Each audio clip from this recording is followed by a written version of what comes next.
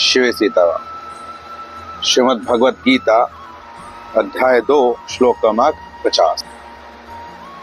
पिछले श्लोक में हम सकाम कर्मों के बारे में बात कर चुके हैं, जिसमें श्री भगवान ने बताया था कि सकाम कर्म और निष्काम कर्म जो है उनकी तुलना ही नहीं की जा सकती। जो सकाम कर्म है वह दूर से ही त्याज्य है, अत्यंत निकृष्ट है। सकाम कर्म कभी करना ही नहीं चाहिए। इसके पश्चात भगवान अगले श्लोक में कहते हैं कि जो निष्काम कर्म है उसको करने के लाभ क्या है, उसको करने से क्या होता है। तो यह जो श्लोक है ये इस प्रकार है। बुद्धियुक्तो जहातीह उभे सुकृत दुष्कृते तस्माद् योगाय युजस्व योग कर्मसु कौशलम। यहाँ भगवान कहते हैं बुद्धि युक्तो जहाती है, अर्थात बुद्धि योग में स्थित होकर। यहाँ पर बुद्धि योग जो है हमने पिछले श्लोक में भी बताया था कि यह ज्ञान योग से नहीं बल्कि कर्म योग से ली जा रही है, क्योंकि भगवान ने पिछले अध्याय इसी अध्याय में पिछले श्लोक में कहा था कि यह जो बुद्धि है अभी तक तुमने यह ज्ञान अर्थात सांख्य के विषय में मुझसे सुनी है, अब तुम कर्म के विषय में इसे मुझसे सुनो। तो भगवान कहते हैं कि जहाती इह सुकृत दुष्कृते। तो सुकृत जो होता है जो अच्छे कर्म का जो संचय हम करते हैं, और दुष्कृत जो पापों का संचय होता है। तो अच्छे हों या बुरे, अगर हम समत्व में स्थापित हो जाएं तो ये दोनों ही इसी लोक में हमें छोड़ देते हैं, इनका स्वतः ही त्याग हो जाता है। इसके लिए हमें अलग से कोई प्रयास नहीं करना होता है, क्योंकि जिसके बारे में भी हम चिंतन अधिक करते हैं उसको हम स्वतः ही सत्ता देते हैं। कहीं किसी परिस्थिति में एक ही स्थान पर एक परिस्थिति में कोई व्यक्ति खुश होता है और कोई दुखी। जैसे किसी के घर में आग लग जाए तो वह व्यक्ति तो दुखी होगा, परंतु जो उसका दुश्मन होगा, जो उससे द्वेष रखता होगा, वह उस आग को देखकर भी शांति प्राप्त कर रहा होगा। तो एक ही अग्नि शांति भी प्रदान कर रही है और उष्णता भी प्रदान कर रही है, अर्थात वह उसको ताप दे रही है जिसका घर जल रहा है। परंतु जिसने वह घर जलाया है या जो उसका दुश्मन है, जो उसे बर्बाद होता हुआ देखना चाहता है, उसको वह अग्नि शीतलता प्रदान कर रही है। परंतु परिस्थितियां किस प्रकार अपने आप को बदल लेती हैं और उसके हिसाब से आपकी स्थिति भी बदल जाती है। अब उस व्यक्ति का घर ही उस व्यक्ति के घर के साथ में हो जिसके घर में आग लगी हुई है और जिसको देखकर वह खुश हो रहा है, परंतु वह आग धीरे धीरे उस घर से उसके अपने घर की तरफ जब बढ़ती है तो जो उसकी वो शीतलता, जो खुशी है, वह दुख में परिवर्तित हो जाती है। तो इससे हम यह समझते हैं कि जो सुख है और दुख है वह आता जाता रहता है, किसी के पास भी एक भाव में कभी रुकता नहीं है। इसीलिए आपका सुख किसी और के लिए दुख हो सकता है और किसी और का दुख आपके लिए सुख हो सकता है। भगवान यहाँ कहते हैं कि समत्व में जब हम स्थापित हो जाते हैं तो फिर दुख और सुख से हम विचलित होते ही नहीं, क्योंकि उस तरफ चिंतन जाता ही नहीं, चिंतन सिर्फ भगवान का रहता है।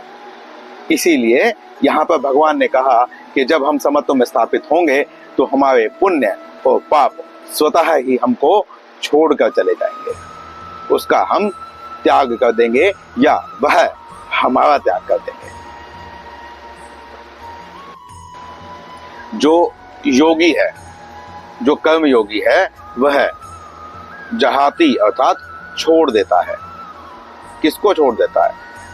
इसी लोक में छोड़ देता है पाप और पुण्य दोनों को। वह किसी भी स्थिति में विचलित नहीं होता, उसको पाप और पुण्य कोई कुछ भी प्रभावित नहीं करता। उसकी पाप तो छोड़िए, पाप तो कोई भी नहीं चाहता है कि उसको लगे, परंतु योगी जो है वो पुण्य को भी नहीं चाहता है। जैसे कहा जाता है कि जो भक्त होता है वह मोक्ष को भी नहीं चाहता है, क्योंकि वह भगवान की सेवा करना चाहता है, ना कि वह भगवान से बदले में कोई फल चाहता है कि या वह यह सोचे कि वह विलीन हो जाए भगवान नहीं। वह तो भगवान की नित्य सेवा करना चाहता है, इसीलिए वह मोक्ष को भी नहीं चाहता है।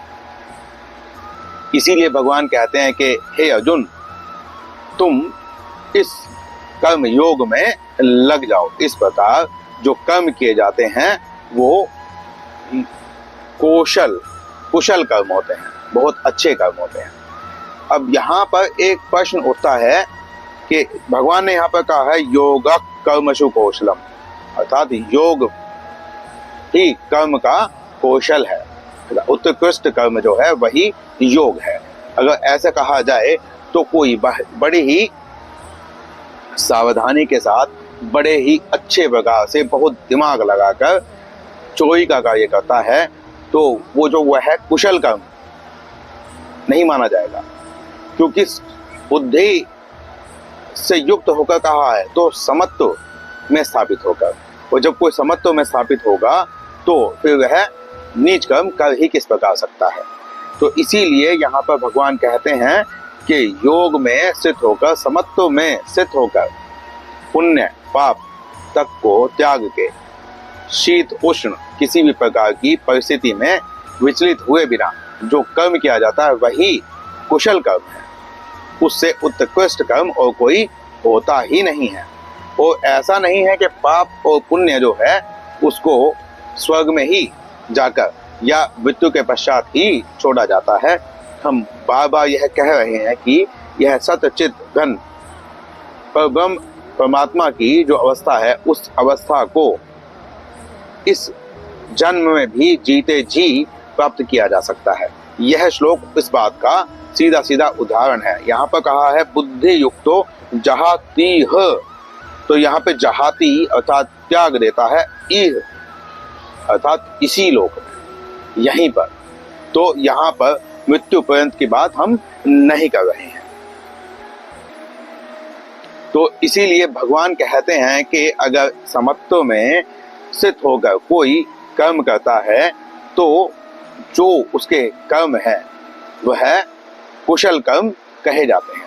और कर्म को करने का सही तरीका यही है कि जिसमें हम कर्म के साथ कोई संगति नहीं करते हैं, अर्थात राग नहीं करते हैं, और उस कर्म के साथ हम कोई द्वेष भी नहीं करते हैं कि हम कर्म करना ही ना चाहें, क्या या हम यह कहें कि ये कर्म तो बुरा है या अच्छा है, ऐसा हम नहीं करते हैं। तो यही यहाँ पर भगवान करने का आदेश दे रहे हैं।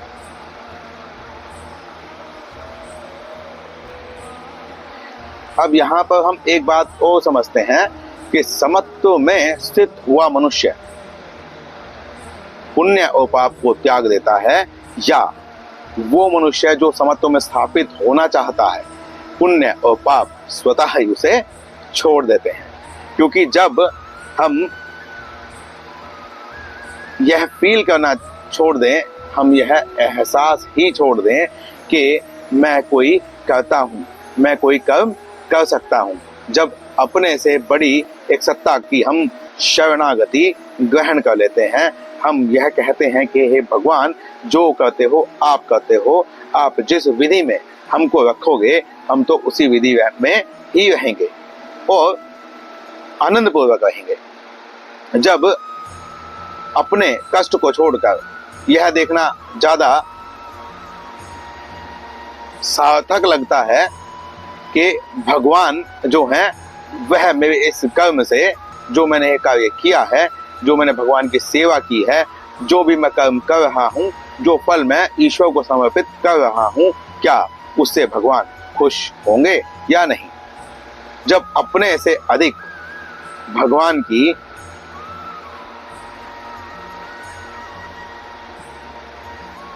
के बारे में हम चिंतन करते हैं, जब हम अपने से अधिक भगवान को महत्व देते हैं, हम सब कुछ कर्म भगवान के लिए ही करते हैं, तो पाप और पुण्य स्वतः ही हमें छोड़कर चले जाते हैं। क्योंकि ऐसा नहीं है कि मनुष्य उनका त्याग करता है, वो स्वतः ही छोड़कर चले जाते हैं, क्योंकि हम धीरे धीरे निर्दोष ब्रह्म की अवस्था को प्राप्त करते हैं। जो निर्दोष ब्रह्म है वह किसी चीज में ना लिप्त होता है और ना किसी चीज से प्रभावित होता है।